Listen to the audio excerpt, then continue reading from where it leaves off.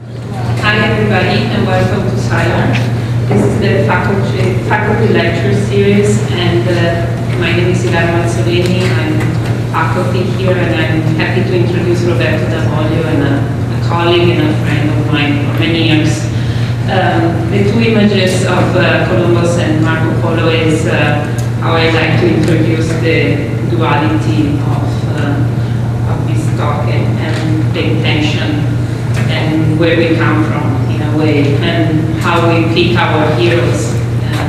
Can we choose between Marco Polo or Columbus, and how they can become a hero for somebody? Roberto's background is quite interesting and relates to both of them. He started studies in Venice and Italy, and after a few years started wondering what's next in life and where to find inspiration and what to discover next. So he went to Berlin and to London first, and then looked at the old continent as a sleepy place and thought that the new continent would be inspiring. So he started the routing of these great discoverers and came to New York, to Columbia for his master, and the Wild West was still more attractive, so he came to LA and worked for ASI, for a company that was looking at innovative structures, especially glazing. And after a few years, the booming of the Midwest and Asia attracted him even more, and moved to Hong Kong, where he's still working and has his own consulting firm.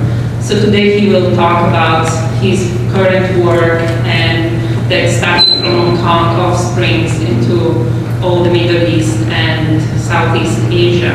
However, often comes back to Los Angeles, and this is where really is the second home, I suppose, and SCI-Arc has become also second home since he has been teaching, and he's here to teach a seminar to some of you and a workshop open to every student that he and I will teach starting next week, and you're welcome to join. And please welcome to Los Angeles, Roberto.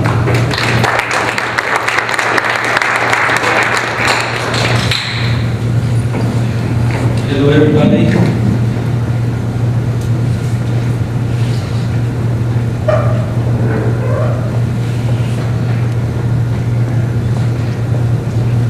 Thanks for coming. I thought it would be like 3 or 4 people, so I'm very happy. I know some of you were forced to come, so I will try to make it as painless as possible. I know that I don't have a lot of time, and I'm going to take advantage of the fact that you're all very young and you're used to images, so I'm going to show you a lot of images on a couple of current projects that I've been working on for the past couple of years. Ilaria said that some of you might have some specific questions about particular building types. So if you have any questions, you can ask me anything you want at the end of the presentation. Right now, I'm just going to go through quickly to this project because they are interesting in the way they are designed and developed, because they represent a very current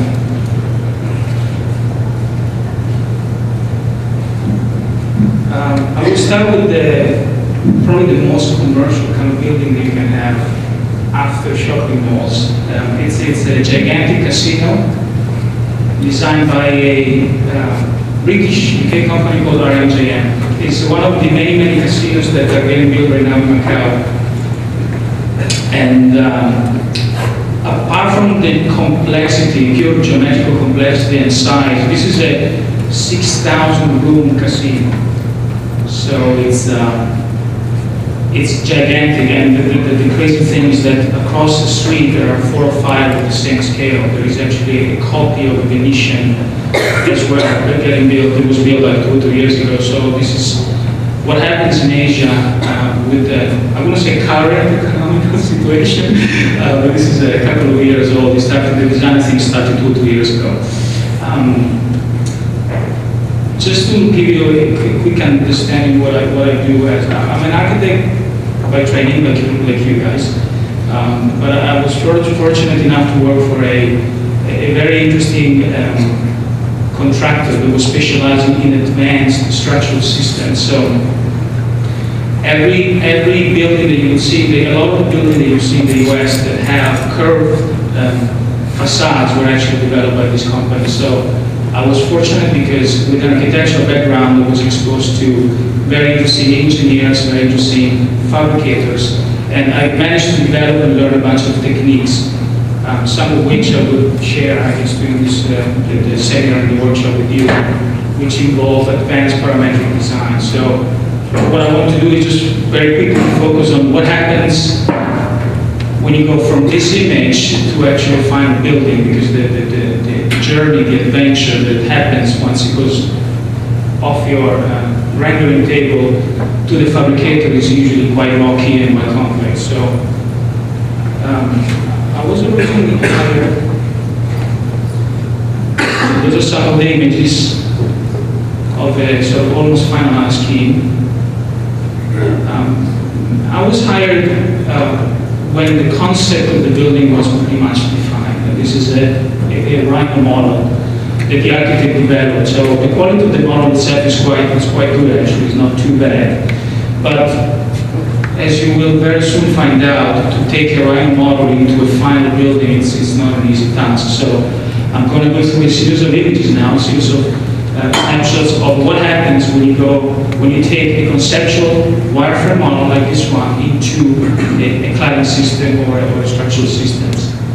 So as you can see, every surface, there is nothing flat, there is nothing straight, and the scale of itself is so big that if you're not very careful on how you generate surfaces, your project can easily go can become so expensive that the client gets cold feet and basically kills it. So how do you take a project with this level of complexity into the sort of the reality of contemporary fabrication tools, techniques, etc., etc. I'm using a very powerful tool, a number of tools, but one of which is the DP, which I believe you're learning in school here. It is an interesting tool, because not only because of the solid parametric capabilities, but also because it allows you to do quite interesting levels, different levels of customization. I'll show you some images.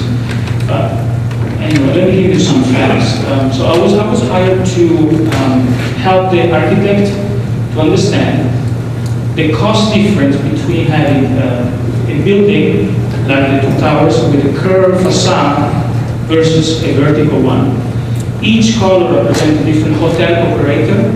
Each hotel operator has different specification in room size, not only width-wise but height-wise as well. So the challenge is how do you take a standard cladding system, wrap it around these towers, and still come up with some level of repetition, so you don't have to customize each single panel. So keep in mind it's a 6,000 room hotel. I don't remember the number of panels, but as you can see, the next image is quite big. So building a parametric model requires a lot of a very systematic approach. So everything is built from the ground up. So the grid lines and the distance, the proportion of the grid lines is driving the overall geometry. And as you can see here, after having defined the primary volumes, we start trying to understand the different heights of rooms for different hotels. So as you can see, you have this sort of nasty condition that you have to deal with. Hotel operators are fierce. They're not very willing to negotiate their room size because all their revenues are driven by sort of very rigid system. So you can't really mess with the room size. So how can you come up with a system which can take advantage of some level of standardization? So this is an example of a customized algorithms that builds panel by panel, understand its geographical position or world position in space, so adapts, try to fit into certain modules. So as you can see, this is the set out of the grid lines. This is a physical model. So the relationship with the client went so well that they said, would you like to be involved in the podium as well? And I said, absolutely. Look at this. This is very interesting. It's sort of a Gary-like-ish geometry, but I would argue that it's actually more complicated because every surface is aligned with every other surface, so you don't really have a lot of room to make any mistakes. One of the smart things of Gary is that when he builds big surfaces, he overlaps it with each other. This is where he buys a lot of flexibility in terms of, construction, possible construction problems they will find on site. So, how do you take the Rhino model that I showed you before into an intelligent surface? So, one of the things that I will try to help you with in the next couple of weeks is to get an understanding of the different equations that I use to define the different type of surface that you can build with different softwares. Don't worry, it's not going to be mathematical at all.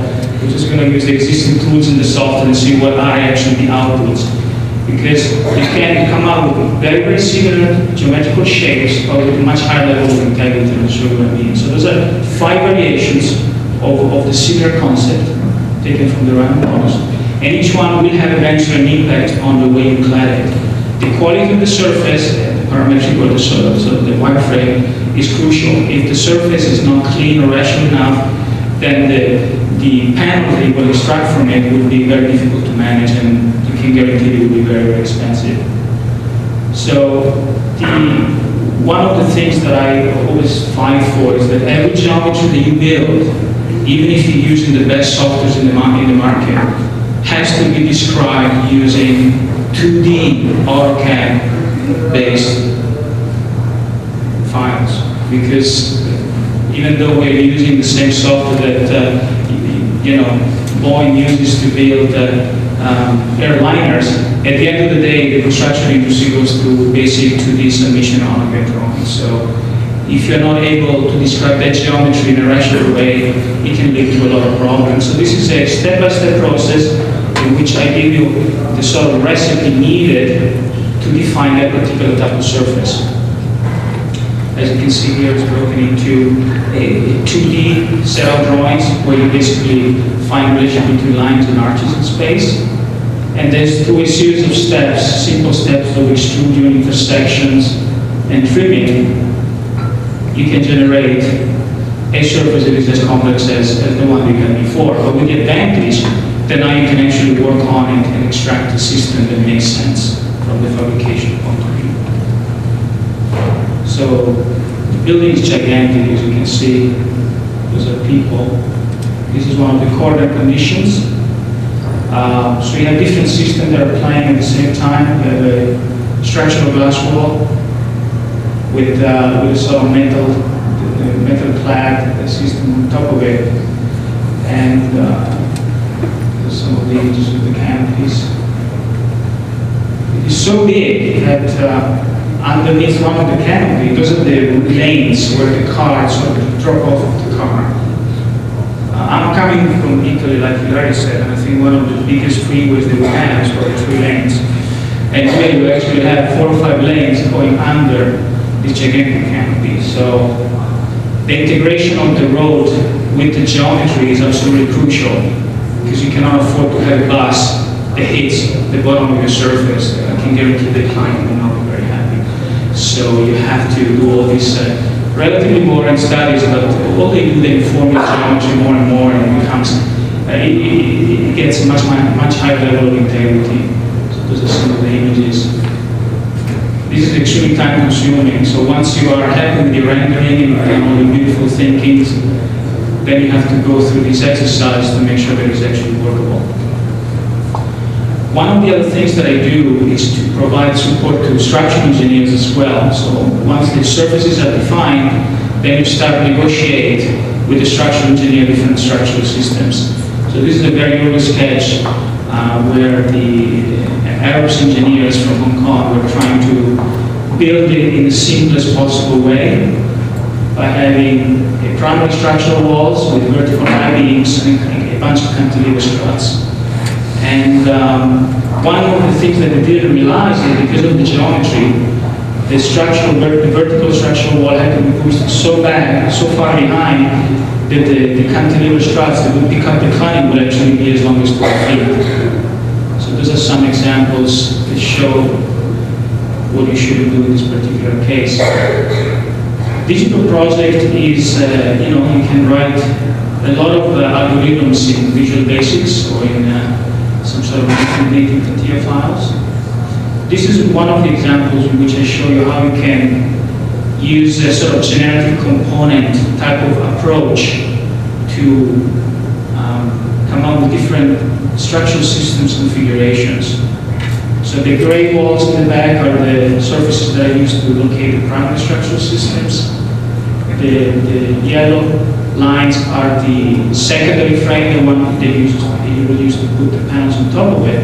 So how can you come up with the ways of reconfiguring the system very, very quickly? So this script shows you how the whole wall can be rebuilt by literally changing one number in real time. This is a movie that I extracted when the DT was actually configuring. So I basically relocated all the members in different space from 2 meters to 1 meter.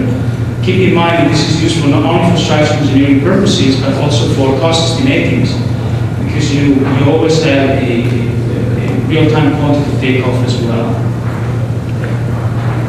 So that system wasn't very successful, so we went for a more traditional one in which the geometrical integrated, the structural system is more integrated with the skin itself.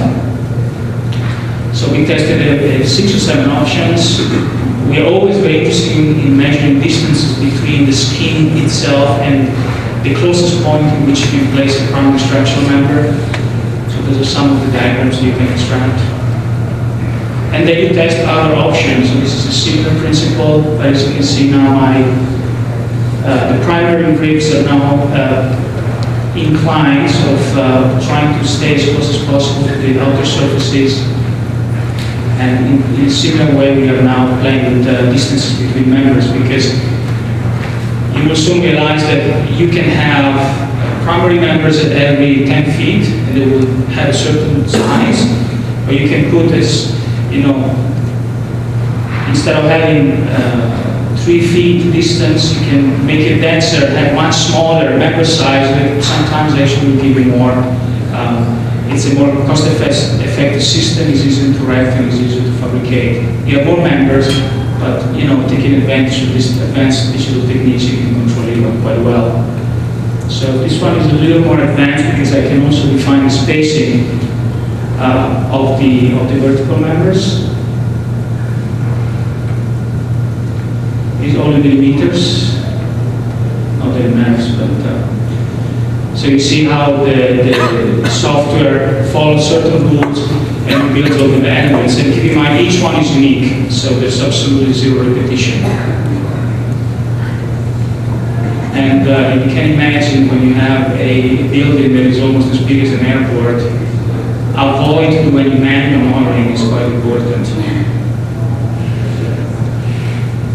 It's a high-quality parametric model, so you can extract anything you like into your physical models. You can get all the areas required for preliminary cost estimations. And then you can start thinking about the skin, how you want to apply the systems. This is a quick sketch in which I show you sort of the kind of information that DP would need in order to give you a high level of control in the cladding itself. So we study a lot of options. We model panel by panel, one by one. We extract geometrical information. We see, obviously the architect was interested in exploring different variations. We can compare all of them. You can give it a price, and then you can go to the client. So how much can you afford? What can we do? So you work with the client instead of giving them a design that he will never be able to afford. So the trick is to provide him with much more information very early in the game. And it's all real. Those are real numbers. Those are the same techniques that the best fabricators at the world use. They're fully tested with the right joints, with the right thicknesses, with the right sizes.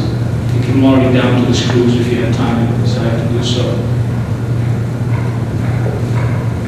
And once again, you push the software at the very limits. So this is an example of the process that you go through to do the panelization system, which I don't know how many people use DP here, but the beautiful thing about the software is that it has a flexible way of applying block-like entities.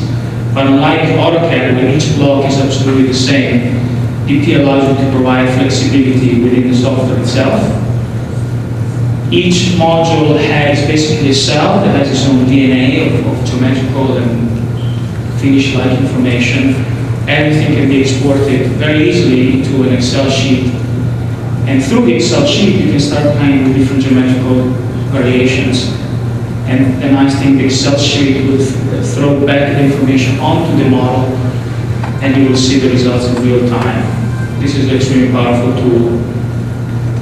The reason why we do this is because when you have thousands and thousands and thousands of panels and they're all unique, just because the machines can actually cut it, it doesn't mean that it's cost effective. Keep in mind that you're going to have a Chinese worker that had to put panel X1, 2/1 in that particular position in space with tolerances of plus or minus 3 millimeters. So if you can make their life easier, it's highly recommended. So this is an example of a sort of driving Excel sheet in which we are measuring every information about each single panel. And through very simple scripting techniques, you can actually redefine the size of each panel and give them an identity, in this case, a sort of module type. So on the right-hand side, you will see the different modules that we decided to break the panelization into. So we had unique panels, and now we have groups of panels with similar geometrical information. It's a process that many people would find extremely boring, but the level of sophistication required to achieve this result is very high. So I will share some of these experiences in the workshop and in the seminar as well. So because of these techniques, the client said, yes, now we can actually afford it. Before he couldn't, and what he would have done, he would have chopped it off, because that's what they do, or shrink it, or do all sorts of distortion to your design that it would make it, I don't know, very, very different to what you had in mind. So, as you can see here, the panels are not trimmed at the edge, so this is a sort of step in between. So each one of these panels has a lot of information, and they're all carried within this cell DNA. As you can see here. And then you go back to becoming a designer. So what happens if you apply this pattern in this particular type of geometry? Are the joints big enough? Do you have any clashes, etc., etc.? So this was one example of a typical project developed in Asia, where the timing is brutal. If you were to design the same things in Europe and the US, you would have probably 1 or 2 years.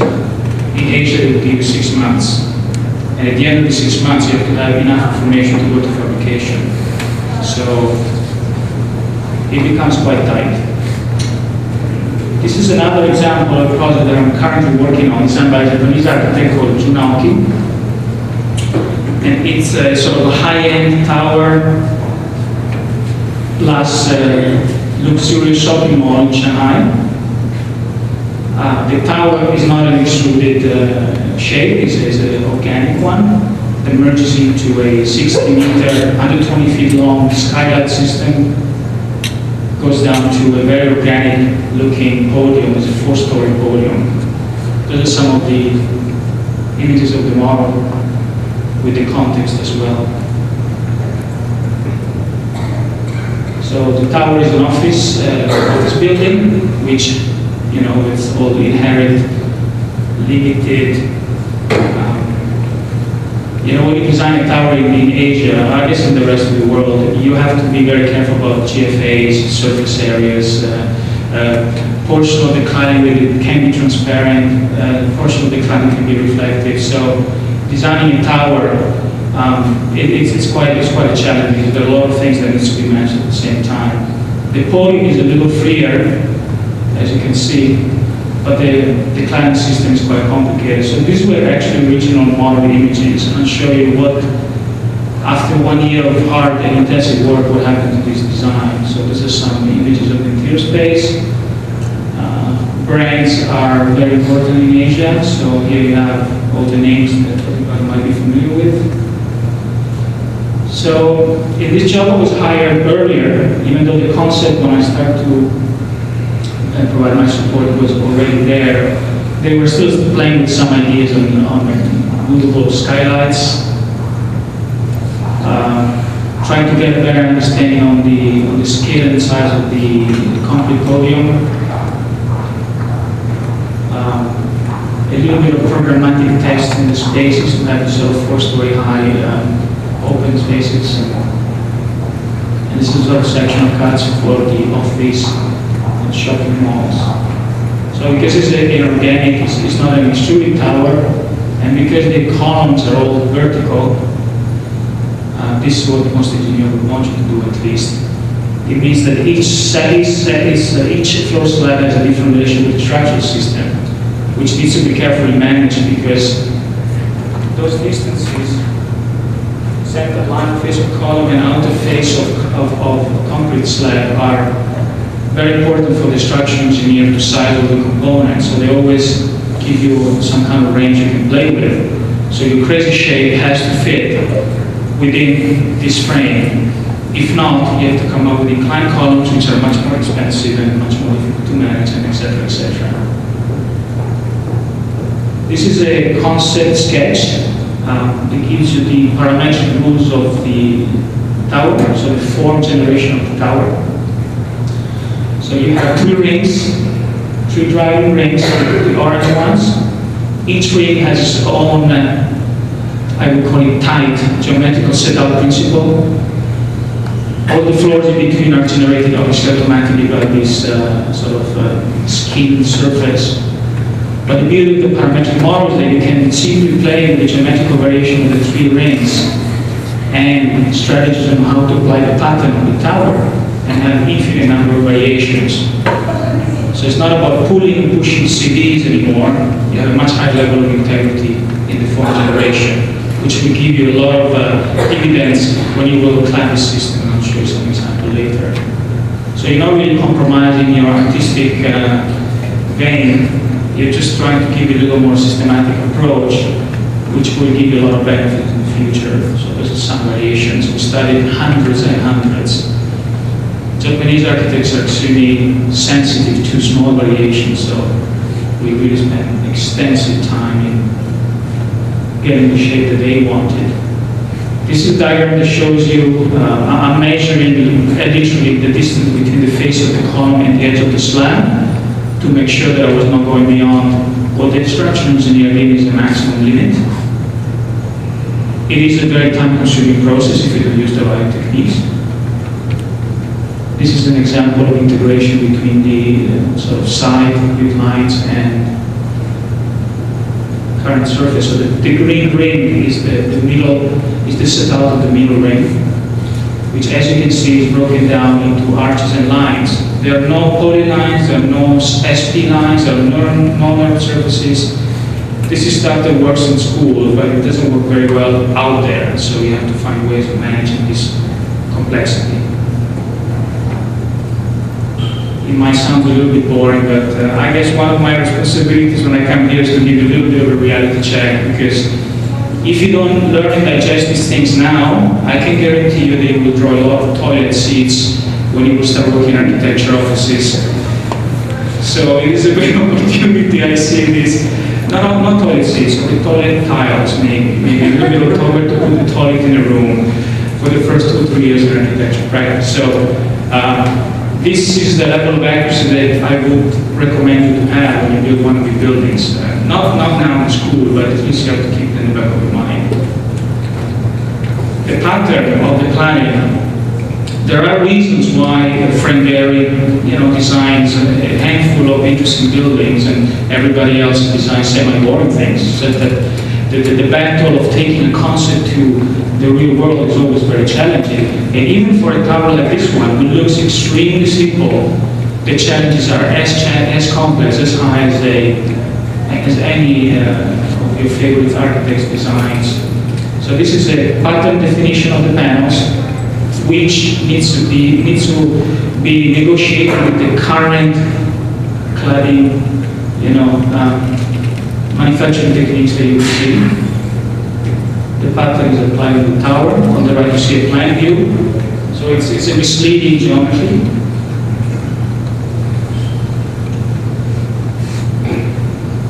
And then you go through the process to see so how much money can we actually save by applying certain tricks. The cost of the curtain wall is by far one of the most expensive things in a building. And as you probably learned from Ilaria, it's one of the most important ones when it comes to sustainability as well. So the building not only has to look great, but also has to perform. If the performance level is too low,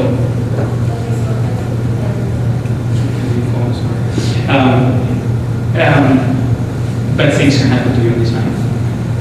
So this is it's quite boring, but I find it interesting because the techniques are customized on a project basis. The podium is a completely different building. It's extremely organic. It doesn't have a glass metal cladding system anymore. It's a concrete shell. Here the architect was playing with different options, so a better light approach. We tested a number of variations.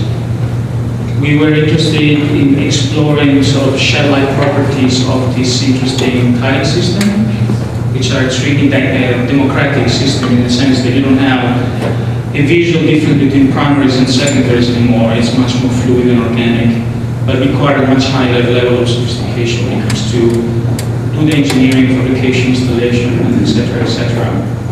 So I was playing with tools that you're using every day, sort of pushing them a little bit harder. So how can we come up with a sort of organic and gentle geometry? Each panel has its own constraints, so I'm deforming the geometry while keeping the geometrical constraints as well. So there is quite a bit of scripting on top of this because this is not only cloth, it's cloth plus months of work on top of it as well. But it was too expensive, so they went back to a more traditional system. We come up with ways of blending the tower geometry with the podium, which are extremely different from each other. Started a gazillion variations, measure the quality of the surfaces, as well as test different patterns on top of it. So you go from rectangular panels to triangular panels. Each one has pros and cons, because as you can see the red lines are showing the challenge that you have, because the architect was looking for a continuity in pattern. So the pattern of the tower with all the vertical fins had to follow on the transition and onto the podium as well. So if you start with a 3 feet wide panel on the tower, by the time you get at the end of the transition, you have a panel that is much, much bigger, which goes beyond fabrication limitations, which makes it impossible to manufacture, which makes it unbuildable. So there's a lot of analysis, preliminary analysis to manage that, playing with different geometries. And then pushing the softwares to give you more information than what they sort of give you now, which is, this is an algorithm that I'll show you a couple of animations soon, in which we can actually test stepping procedures on how to avoid or limit the impact of this sort of widening panel size. So this is a quick movie. So the reason why I'm showing you this, because the level of control that you need to have on each one of the red dots, purple dots, is quite important.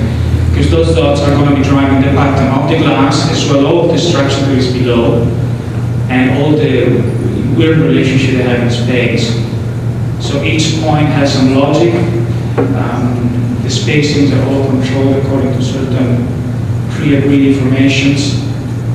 This is the pattern of the glass as well of the structure. As you can see here, when the size of certain panel becomes too big, the script increases the number of panels within that. And it deals with all the edge conditions, which are a complete nightmare to do this in a scripting level, because they're all unique with different relationship on how you go in there. The beauty of the scripting, once you went through this calvario, I would say calvario, sort of via crucis, you know, this extremely painful way of writing thousands of lines of code. Once the code script is there, you can write variation and study. You can modify the script in calculated position places and have a lot of variation studies, which is very interesting. And also you can use the script to generate cladding, as you can see here. So once again, it's a commercial building, as you stay within budget. Not all architects have the same Frank Gehry Foster's budgets, just in case you didn't know. There are people that don't want to spend billions of dollars for a building. They still want it nice and sexy, but they want to keep the cost a little bit contained. So even though this surface wanted to have triangulated panels, they couldn't afford it. They went to rectangular panels, but they had to deal with different problems, other type of problems. So similar as before, each panel has all information required to manage it, and then you test the variations on solid versus transparent panels, and you actually try to understand what kind of impact that surface type, which in this case was extremely irrational, would have on a truss system. So here you can see we're measuring lengths of members, try to understand how twisted the members are, so you can start communicating with the fabricators, which, by the way, you need the very best in the world to fabricate this kind of structure. We're talking about 4 or 5 companies in the world constructing successfully. And so there's a lot of work that is done. As you can see here, they didn't have money to deal with bent panels. They will have to be flat. So how do you deal with this sort of stepping condition? How big is it? Where is it? How often does it happen? Can you hide it instead of aluminum extrusion, etc., etc.? So you see how the panels from the tower are actually aligned. We increase the density on the transition, but all the joints are perfectly aligned with each other. Here, a preliminary study on the tree supports to break the span of the trusses, to reduce the amount of tonnage. 2 years ago, the cost of steel was so high that the structure would be extremely expensive. So if you have a truss that spans from the top to the bottom, it would become extremely heavy and big. But if you sort of break the spans in some semi-elegant way, you can actually have a lot of cost savings. So we did all these kind of studies. I don't do pure BIM, building information modeling. So I don't usually model mechanical equipment, but I do have to model the basic structural components, because when you deal with this level of complexity, you need to manage clashes. You need to make sure that the column doesn't go through the wall, for example, or that you have enough clearance from the top of the stair core, for example, and the bottom of the structure. Those are some clicker diagrams in which I'm seeing if that truss or rafter actually crashes in the stair core. In this case, it did. So we went to come up with a solution. Those are not the actual truss geometry, it's just a volumetric study to see the geometrical relationship between them. And also how do you actually merge 3 different systems, tower cladding, transition, skylight, and volume, which are very different from each other. So how do they merge? This is a quick image on the text to see transparent glass panel versus metal panel. Keep in mind that in countries like China, you cannot have glass wherever you want. They tell you you can only put 50% of transparent panel there, so it makes the game a little more challenging. Also, this is an example of how the two systems merge with each other. You don't want to see the transition at the end of the process, but at the end, when you try to combine concrete, steel, glass with this level of tightness, it becomes a tough challenge. So one of the disadvantages of software like DP is that because they're designed for, I would say, designed for structural, to design airplanes and cars, when you try to model very organic geometry, it becomes very difficult because the surfaces tend to be very stiff looking. Because those are not nerve surfaces, those are polynomial surfaces, which is I'll tell you next week, it's just a different type of surface itself. So how do we achieve this level of softness and still trying to maintain a certain level of control in the geometries? So this is some analysis of the geometry itself.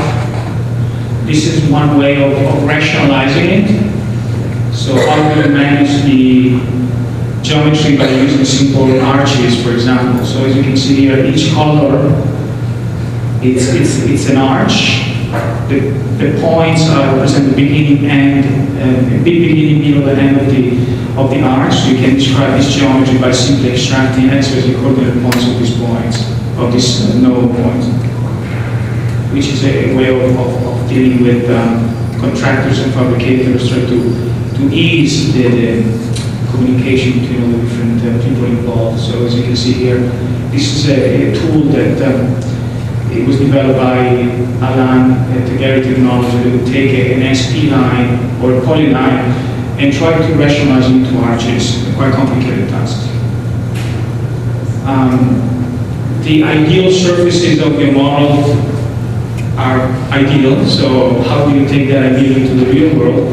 So this is a rationalized version of the podium using a 600mm spacing, which is a requirement for the concrete contractor. So what happens when you rebuild the same surface using sort of geometrical limitations?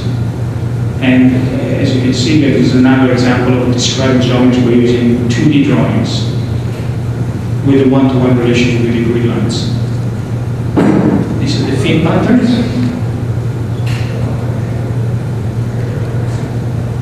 As you can see, some studies. They're all, there is very little manual modeling of this project. It's all through scripts.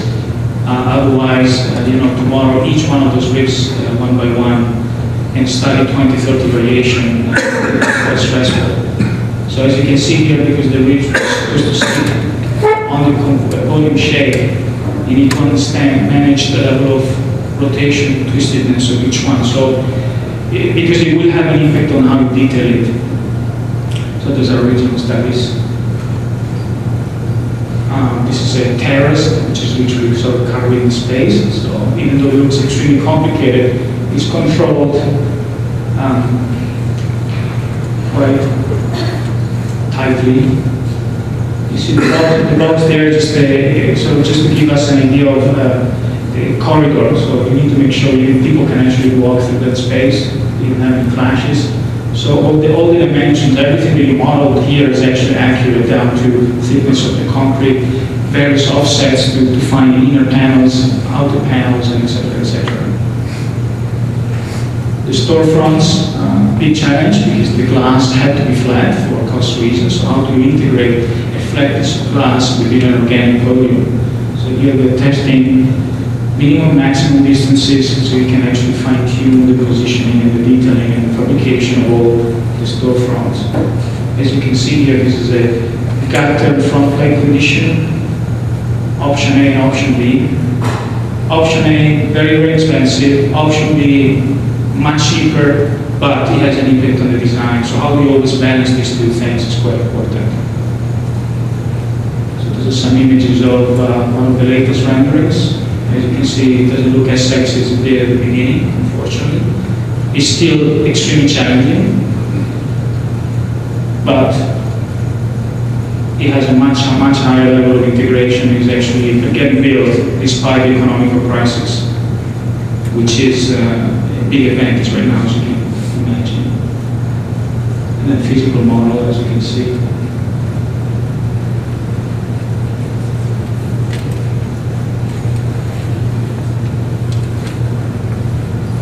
So it's almost 2 o'clock. I've been told that you all have to go back to do your work. If you have any questions, if you want to see something else, I'll clear the project, so it's up to you. I don't mind to stay a little bit longer. It's your choice. Describe what the workshop is going to focus on. The workshop? What Ilaria and I would like to do is to think about a skin as a structural system that needs to provide some kind of level of performance from the sustainable point of view. So I'm here to give you some level of support, depending on what software you want to use, on one of your projects or one of the projects that we can sort of invent, it doesn't matter. And how we can come up with intelligent cell-like panels that can talk to environmental conditions or graphical conditions, and how do you make them intelligent to a point where they adapt themselves automatically. And we did this last year, and it was quite interesting actually to see how much you can do even with basic softwares.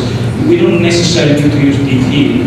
We could, it just makes your life easier, but let's still use the Maya, Rhino, all sorts of combination. And if we have the knowledge, we can use Ecotect as well, just to get some preliminary studies.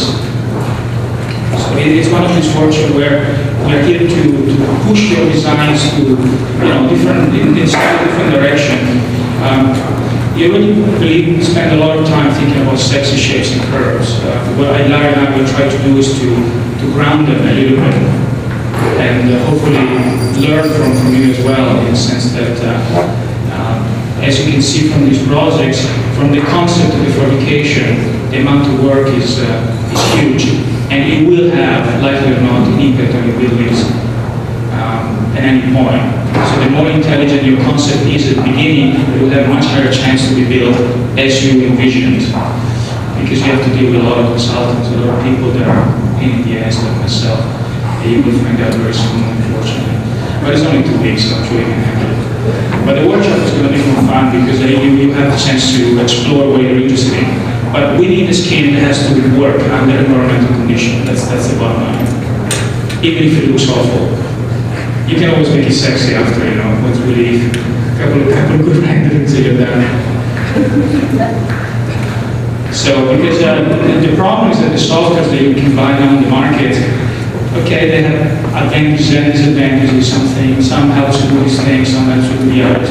But the moment in which you have to go from one software to the other is a total nightmare. So, unfortunately, that's the weakest link, and unfortunately, that's where we have to become creative and close the gap. Because when you design building that has to deliver performance, you never get it right the first time. You probably get it right after 50 times or 60 times. So how do you close the gap? I'll show you just a couple of movies that I always show when I come here. So probably some of you would say, not again. But that's you. I saw this presentation 50 times. So this is one of the very early scripts that I wrote, 5 years ago, in which I had Maya at the time. I didn't have PP, a very expensive software. And so how do you take in this case, is a nerve surface from a concept to a sort of structural system. So at the time I was working with ASI, which was also building space frame systems.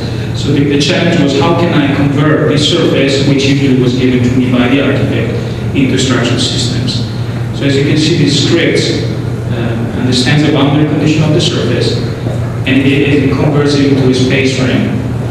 And this is a real-time one. So usually you do one by one, strut by strut, and after a week and a half, you realize, oops, I made a mistake, you have to start from scratch.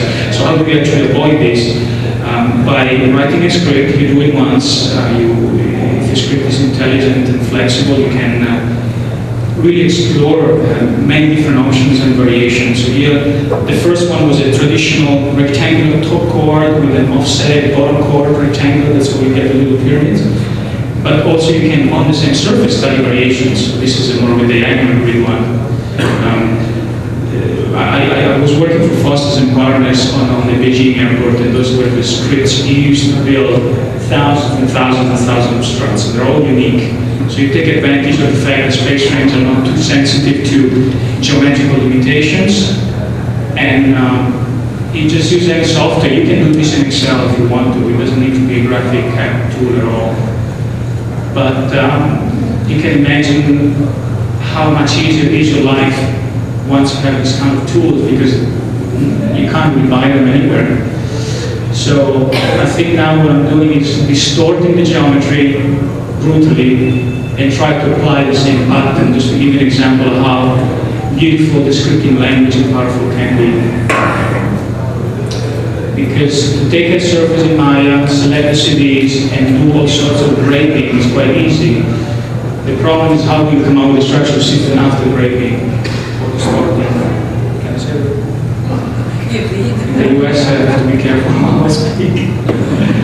So you see the top chord, the chain at the bottom can still be generated. So the script, in other words, doesn't care.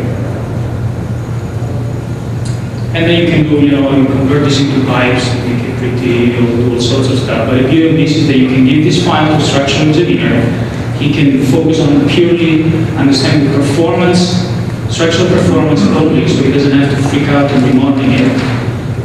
This file gives him exactly what he needs, which are a number of node points in space, and you can use it to do cost estimation, sort of stuff. And with the same token, you can do the same with analyzation. So in this case, I'll show you how architects can become or learn from, I don't know, fashion designers in a way that is keen.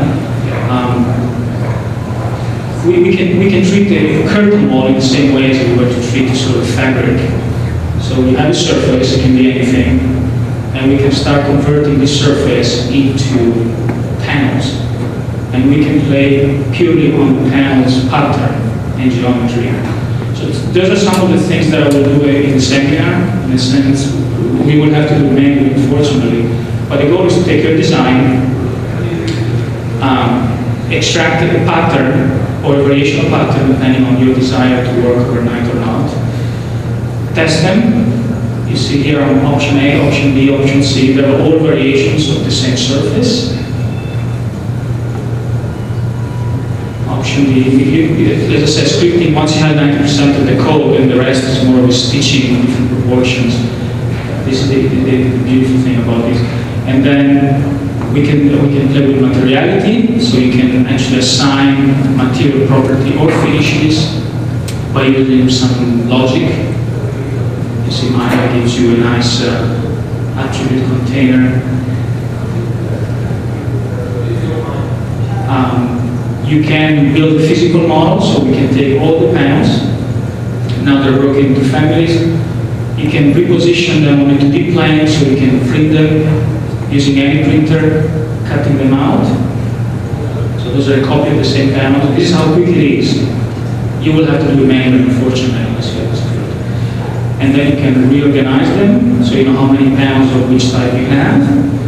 So you can talk to any fabricator, because it doesn't need to have an image anymore. You tell them I have a certain number of red panels, which is wood. Those are the geometrical information. Everything goes out into an Excel sheet, and you can go and have a coffee. You won't have the time, it's 2 weeks, because you would have to do manual, which is a pain in the ass, but that's what we can do. But this is some kind of process that is absolutely needed in architecture right now. So here I'm extracting node points, coordinates, so you can actually put those panels back into space, into the space. So, do I have other projects? Does one kind of surface modeling technique lend itself better to buildability than another, say polygons versus nerves? Or Absolutely, yes, absolutely. This is where the craft comes into place. Everybody can punch a button in the software toolbar, but the understanding of the surface and the quality of the surface is what I would like to work with you a little bit. So pros and cons of polygon versus nerves or polynomial, etc. Because once you have this level of control, then you can actually rebuild from the ground up. So instead of post-rationalizing in geometry, you can actually generate a shape using the information, geometrical information that a panel of glass with a certain finish would need in order to be fabricated effectively. So you can start looking at different ways. So here I am, instead of rationalizing the panels, I'm actually putting them according to this geometry in space. So it is already, you can do all sorts of things. The trick is how to compress this very highly consuming, time-consuming process. That's a bit of a problem. I don't know, you want to see more of this? Those are just some examples. And my scripts are not,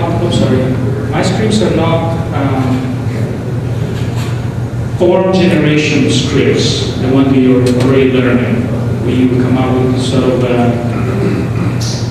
complicated Voronoi patterns. Because I don't believe you will ever use them in the real world. By the time you're out, you're already out of fashion. So I would rather help you out trying to come up with your own pattern, rather than stealing 10 lines of codes and cutting and pasting it. I know that I'm getting in trouble by saying these things, but somebody has to give a reality check. So at the end is managing your concept in sort of slightly more systematic way. This is an example of a equestrian stadium in the Middle East. I've been told it's the biggest equestrian stadium built right now. So the roof structure forces the cladding system to follow a certain pattern. The glass wall has to be flat. It is inclined and sloping, so it's quite tricky to extract the truss pattern from this. That's where the scripting becomes useful, because you can play with the glass sizes, which is something the architects always want and need to do. And then you have the script that is actually building truss by truss with you for you. And the scripts aligns all the position of the struts accurately. So you can have, in this case, horizontal molding joints, because the trusses are sitting on the inclined wall. So it's quite a time-consuming process, but those trusses are very, very tall. They are 75 feet tall. But the script is marked to a point where you move into steps, deal with all the conditions at the top, and then you can still visualize it. This is the Maya one, so it's a little bit old, but it just proves to you that it doesn't matter what software you use at the end of the day. As I said, you can do this in Excel if you're good. To find the node points is the tricky part. Once you have the node point, then you can extract all sorts of things. You can sort of have semi-parametric resizing of the members. You can customize each one of those. Because at this point, from this point onwards, you are in engineering territory anyway, so the engineer will tell you what size of the member you actually need, and etc., etc. So this is always another example.